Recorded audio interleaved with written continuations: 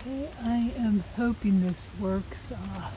Tried doing this with the Bluetooth, and the Bluetooth did not pick up the sound. That's why I got it, so just hope the birds will come back. Today I'm starting my series on identifying birds. I've been wanting to do this for a while, and just one thing and another have not been able to. As long as I can remember, I've enjoyed bird watching, and that's something that a lot of people enjoy. Go in any store this time of year practically, and you can find supplies for bird watching. I've got some little chickadees up there.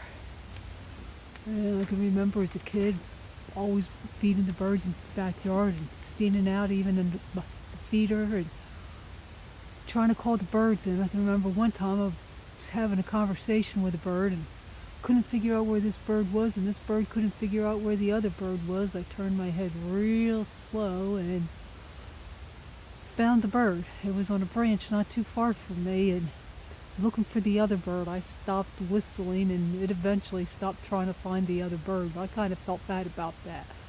Another time, I took my dad's expensive 35mm camera and climbed a tree to take a picture of a bird's nest. If I remember correctly, it was a robin's nest complete with eggs. He gets his film developed and finds this picture, and it's like, where did this picture come from? I told him, oh, I climbed up the cedar tree to take that. I don't think he was overly happy. You know, bird watching and identifying birds are basically two different things.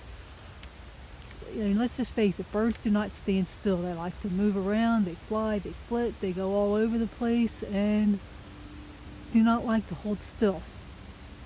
So when I was in college, I took the one class that they had on birding.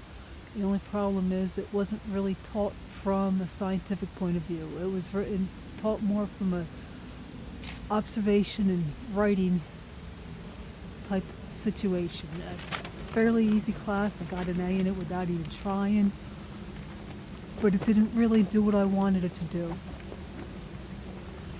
And I basically came to the conclusion that I was on my own as far as learning how to identify birds.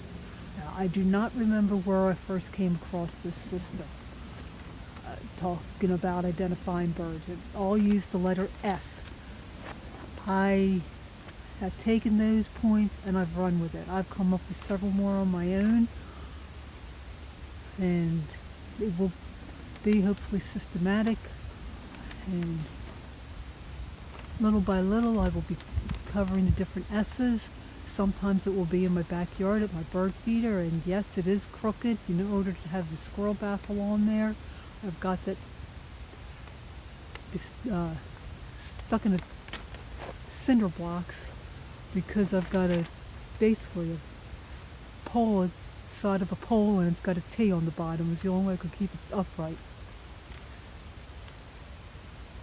So I'm hoping that if you like birds, and if you have struggle identifying them, that you'll join me each and every time. I'll be going various places in the state. Edwin B. Forsyth Wildlife Refuge is one, a lot of waterfowl down there, telling some stories, and so I just hope in general that you enjoy yourselves. So grab your binoculars, grab your bird books, and let's get started.